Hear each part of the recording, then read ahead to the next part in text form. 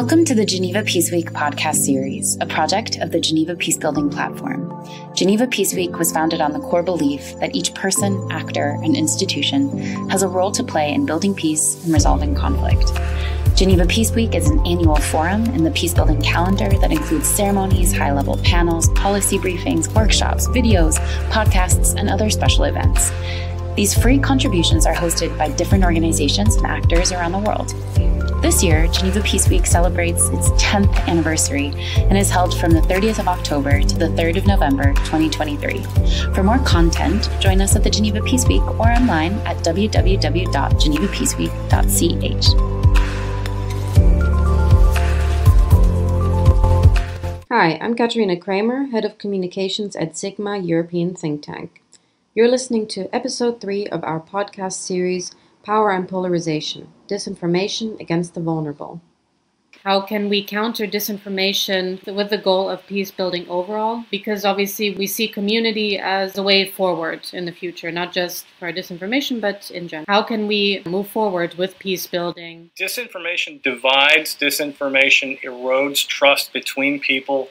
And these are things that are not conducive to peace. And in particular, when people become apathetic, people are not engaged because of disinformation, then it's easier for a society to get into situations or march off to war. And so I think all of these things feed into peace building at every level, not just a national level, but the regional level and the local village level. If we can build community and trust at the village level, at the neighborhood level, at the regional level, I think we will have the building blocks for peace in a broader sense among all peoples. And I truly believe that. And I think the truth is worth it. The truth is worth standing up for because we need truth for accountability. And without accountability, there's no democracy and no peace. So one strategy that has not been mentioned so far is that, especially in terms of peace building, what governments could do is to promote objective journalism and promote freedom of media. Because by supporting all kinds of quality journalism, which then provides accurate information, you can in turn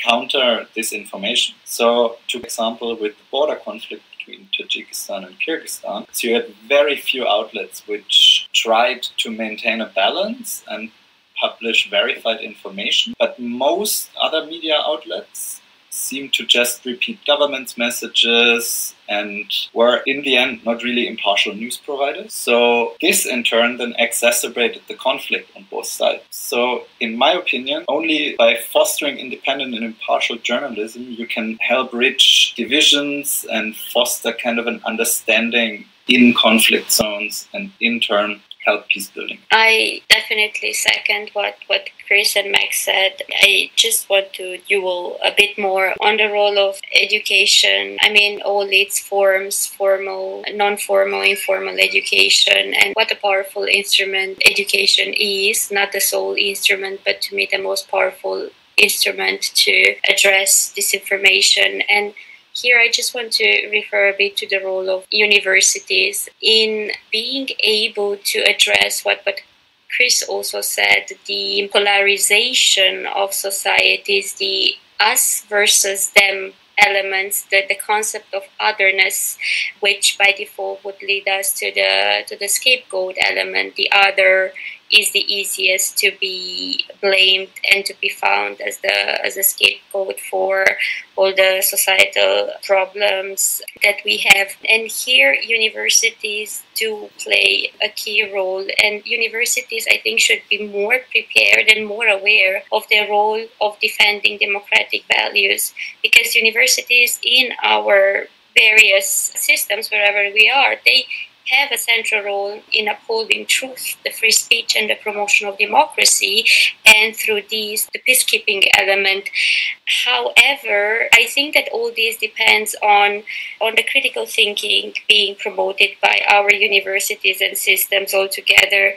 And for universities, it is key that critical thinking goes hand in hand with academic freedom. You cannot have critical thinking without academic freedom. And in this sense, I think higher education institutions should have the necessary academic freedom. They generally do have it, with the exception of subsystems where they do not have it and everything is centralized and they have to follow a prescribed curricula by the government. But I think critical thinking and academic freedom are very important elements for, nurturing democratic societies and peacekeeping. So I really wanted to emphasize this element, and invariably to say that academic freedom also means that the government stays away from prescribing curricula or the organizational setup of universities. And I think this is the way ahead. In order for our educational institutions to be able to nurture a nuanced approaches, not the binary yes, no, as Chris also said, but really come forward with nuanced elements that by default encourage critical thinking and make us really fully fledged, well-rounded citizens that have the capacity to think for themselves. So we discussed a bit about new technologies like social media, for instance, being weaponized to further create divisions. They're also used to increase intolerance, fuel hate, conflict. So I'd like to ask, how can we actually leverage these new tools for good in peace building? I love that you asked about future technologies. Everything we've talked about with regard to disinformation exists within a world where we have an interactive relationship with our telephones, our laptops, and all of these things. We are now moving into an immersive relationship where our extended reality glasses will replace our phone, where the images we read will be on glasses in front of our eyes for 16 hours a day, not the 11 hours a day the average person spends online. So I think our challenge is getting greater, but I think we also have many opportunities, if we get this right, for the immersive digital age of extended reality powered by artificial intelligence and neurotechnology to be one where we have more human agency, where truth is still something that is verifiable and that people believe in. But I think, like as with all things, as with all new technologies, it's which direction shall we go? And I think the sooner we have these discussions about what's at stake and what these things mean, the better off we will be in the future. Well, there are many ways of addressing disinformation, such as AI detection and deletion, or the regulation of social and digital media. I really think at the end of the day, it is really the individual that needs to become aware of addressing disinformation in a sustainable way through education and training.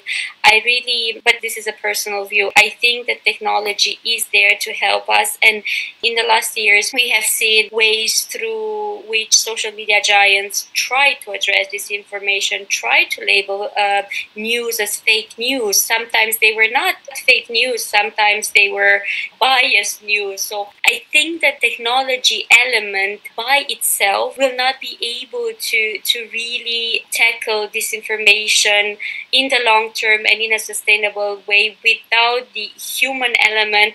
And by human element, I mean ourselves as individuals and our own critical thinking.